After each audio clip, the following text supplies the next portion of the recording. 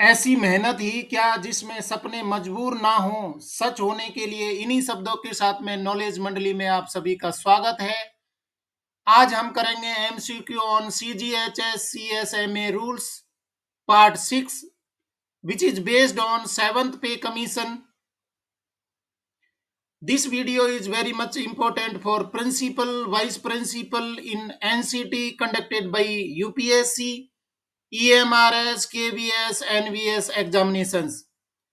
Video also useful for junior accountant officers, senior accountant officers, section officers, PNT, SAS, UDC examinations, and limited departmental examinations, limited departmental competitive examinations. इससे पहले 5 series है 2020 questions की हम channel पर upload कर चुके हैं। बहुत इंपॉर्टेंट क्वेश्चन है, अगर आपने नहीं देखे तो जरूर देखिए। आज का पहला क्वेश्चन है 101. Who can be a member of the standing committee constituted for purpose of consideration of application of a central government servant for taking treatment outside India? केंद्र सरकार का एक कर्मचारी जो कि भारत से बाहर इलाज कराने के लिए आवेदन करता है, बाहर इलाज करने के लिए गठित स्थायी समिति का सदस्य कौन हो सकता है जो कि आवेदन पर विचार कर सकता है? ऑप्शन है A director general of health services in the ministry of health in central government, B joint secretary in the ministry of health and family welfare, C director general of armed forces medical services, and D all the above. Correct answer is D all the above. Next question 102. When should a bill for reimbursement of medical claim be taken up for condonation? मतलब चिकित्सा दावे की प्रतिपूर्ति के लिए एक bill कब माफ करने के लिए लिया जाना चाहिए? A bill submitted after 45 days from the date of completion of treatment, B bill submitted after 6 months from the date of completion of treatment, C bills submitted after 2 months from the date of completion of treatment, D bills submitted after 4 months from the date of completion of treatment. Medical bill treatment के कितने दिनों के अंदर जमा करने जरूरी हो जाएंगे? B bill submitted after 6 months from the date of completion of treatment. Next question 103. Who is competent to condone a delay in submission of medical claims under CSMA rules? CSMA नियमों के तहत चिकित्सा दावों को प्रस्तुत करने में देरी को माफ करने के लिए कौन सक्षम है? A ministry of health, B head of the department, C joint secretaries, D all the above. Correct answer is D all the above. Late submission होने पर इनमें से कोई देरी को माफ कर सकते हैं. Next question 104. What is the financial limit up to which powers are delegated to heads of department oblique ministry to settle cases of reimbursement of medical claims for treatments obtained in emergency at a private hospital, nursing home, clinic? मतलब है किसी निजी अस्पताल या nursing home या clinic में आपात स्थिति में प्राप्त उपचार के लिए प्रतिपूर्ति के दावों को निपटाने के लिए विभाग अथवा मंत्रालय के प्रमुखों को किस वित्तीय सीमा तक शक्तियां प्रत्यायोजित की जाती हैं? ऑप्शन है A ₹2 lakh, B ₹3 lakh, C ₹2,50,000, D ₹4 lakh. Correct answer is A ₹2 lakh. 2 lakh के दावों तक का निपटान है वो विभाग या मंत्रालय के प्रमुखों के द्वारा किया जा सकता है. Question number 105. Who will maintain a register of reimbursement of medical claims of central government servants? केंद्र सरकार के कर्मचारियों के चिकित्सा दावों की प्रतिपूर्ति का एक रजिस्टर कौन रखेगा? A head of office, B controlling officer, C DDO, D none of the above. इसका सही उत्तर है ए हेड ऑफ ऑफिस चिकित्सा दावे हैं उनकी पूर्ति का रजिस्टर रखेगा। Next question 106, what is the pay limit for grant of medical advance under CSMA rules. अर्थ है सीएसएमए नियमों के तहत चिकित्सा अग्रिम प्रदान करने के लिए वेतन सीमा क्या है। A government servants of level 5 and below, B government servants of level 8 and below, C government servants of level 10 and below, D no pay limit. इसका सही उत्तर होगा डी नो पे लिमिट। चिकित्सा दावों के लिए कोई पे लिमिट नहीं है क्योंकि इलाज की सभी को आवश्यकता होती है। Question number 107, what is the limit for grant of medical advance in respect of out patient treatment. बाह्य रोगी उपचार के संबंध में चिकित्सा अग्रिम प्रदान करने की सीमा क्या है। A pay last drawn by the government servant, B up to ₹10,000, C 75% of estimated cost of treatment, D 90% of estimated expenditure if the cost of treatment is more than ₹10,000.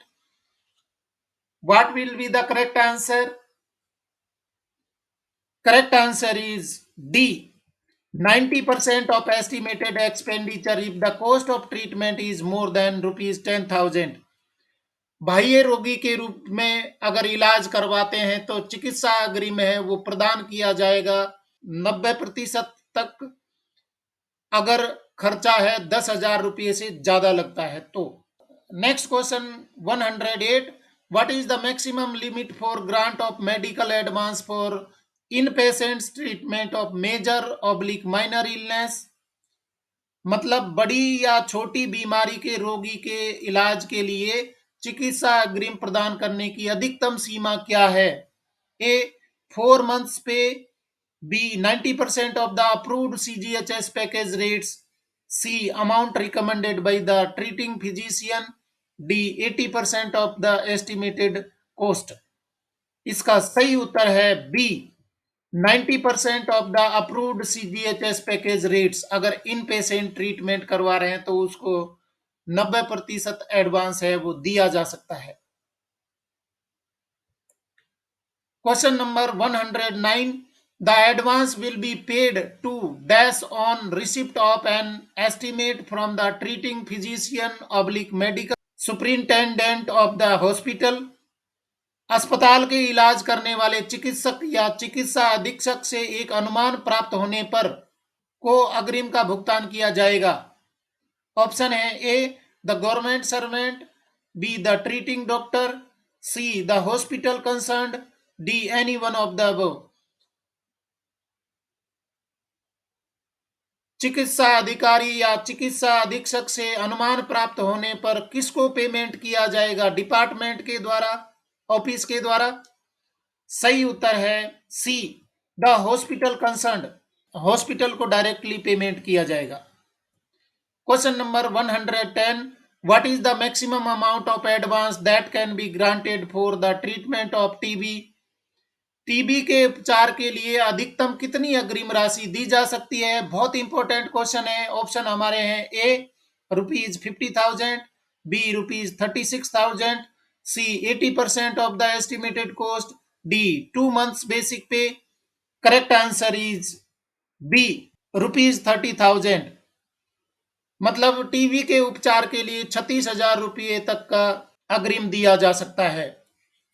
Dear friends, if you want more videos about service rules, academic part and administrative rules like GST, income tax, HRA, advance rules, GPF, CPF, leave rules, etc. Please go to channel's playlist and watch complete videos and prepare yourself for your success. Next question 111, what is the time limit prescribed for submission of medical bills for settlement of advance। अग्रिम का निपटान के लिए चिकित्सा bill जमा करने के लिए निर्धारित समय सीमा क्या है। ऑप्शन है ए 45 days from the date of discharge from the hospital, B 1 month from the date of discharge from the hospital, C 2 months from the date of discharge from the hospital, D 3 months from the date of discharge from the hospital.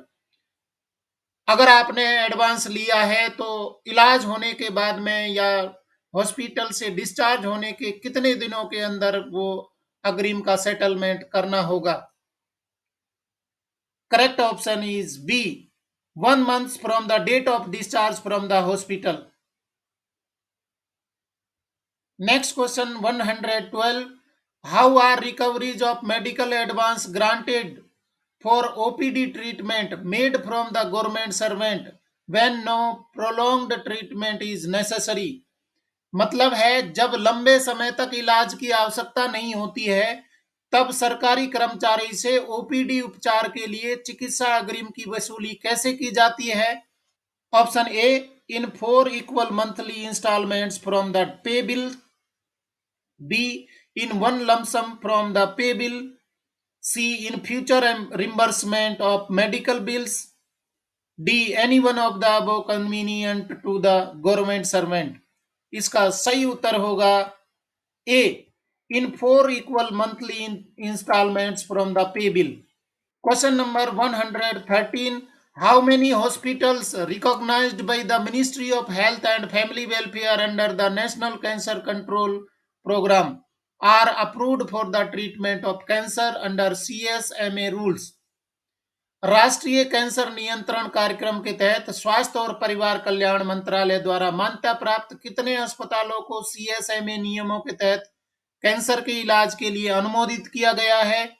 A 20 hospitals, B 27 hospitals, C 25 hospitals, D 18 hospitals.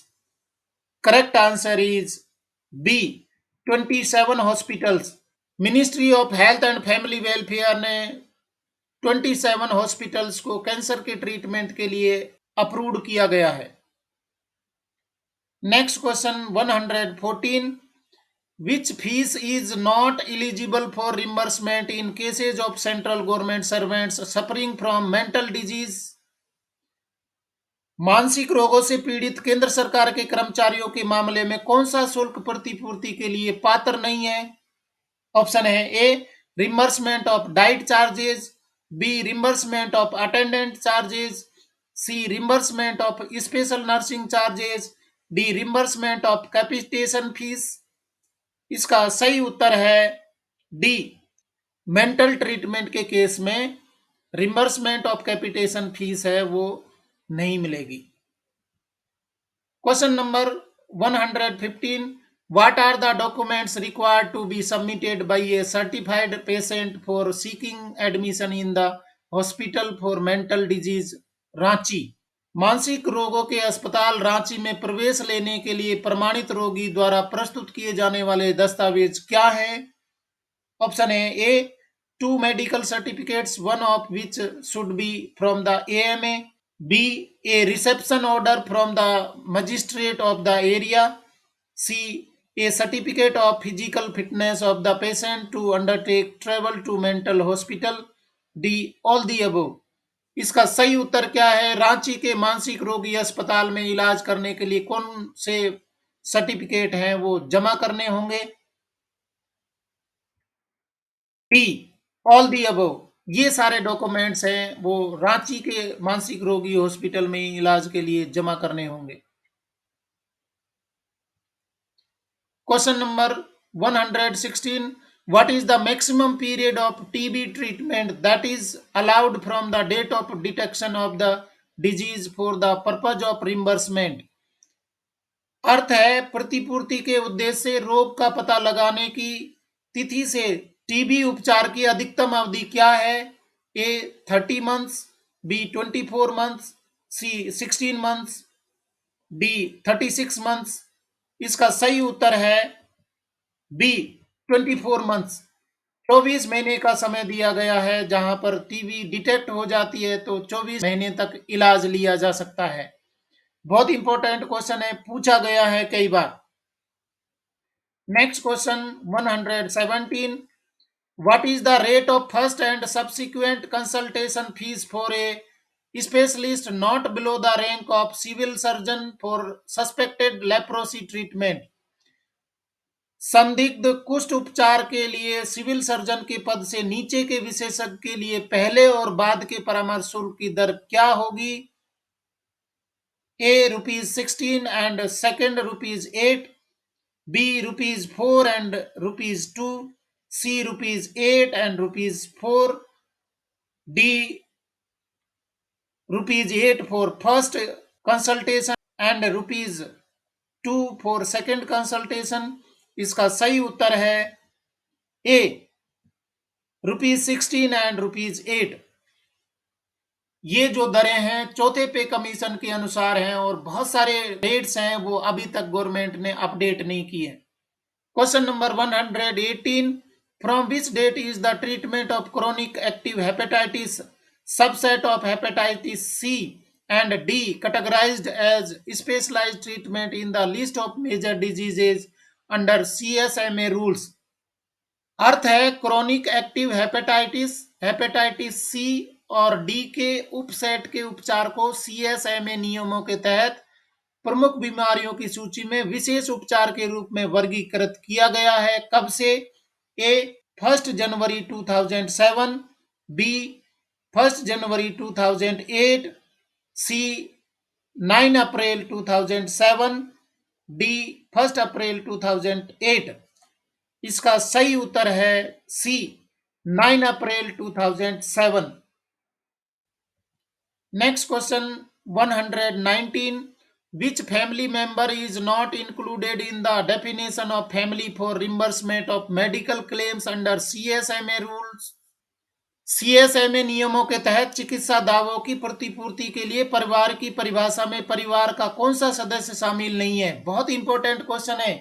Option है A wife oblique husband, B parents, C brother aged 23 years, D step mother.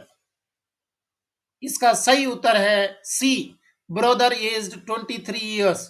Minor brother dependent है, वो family में शामिल होता है, परंतु ये major brother है और वो फैमिली में शामिल नहीं किया जाएगा एज पर CSMA रूल्स। और आज का लास्ट क्वेश्चन है 120, what is the age limit of a son suffering from permanent disability of any kind physical और mental for reimbursement of medical expenses under CSMA rules? मतलब है CSMA नियमों के तहत चिकित्सा व्यय की प्रतिपूर्ति के लिए किसी भी प्रकार की स्थायी विकलांगता, शारीरिक या मानसिक से पीड़ित बेटे की आयु सीमा क्या है? A 18 years, B 21 years, C 24 years, D no age limit. बहुत इंपॉर्टेंट क्वेश्चन है और पूछा गया है कई बार, अभी भी आ सकता है। Correct answer is D no age limit. Permanent disability वाले चाइल्ड के लिए कोई एज लिमिट नहीं होती है। डियर फ्रेंड्स, प्रिंसिपल पोस्ट की तैयारी के लिए स्टडी मटेरियल है वो एक जगह पर मिलना मुश्किल होता है, क्योंकि सिलेबस में बहुत सारे एरिया हैं वो कवर किए गए हैं, दिए जाते हैं। मैं लेकर आ रहा हूं नॉलेज मंडली पर सारे स्टडी मटेरियल जो कि आपके लेटेस्ट सिलेबस के अनुसार हैं, जैसे एडमिनिस्ट्रेटिव रूल्स है, सर्विस रूल्स है, एकेडमिक पार्ट। आप चैनल के प्लेलिस्ट में जाइए और सारे वीडियोस देखिए और अपने प्रिपरेशन को कंप्लीट करिए।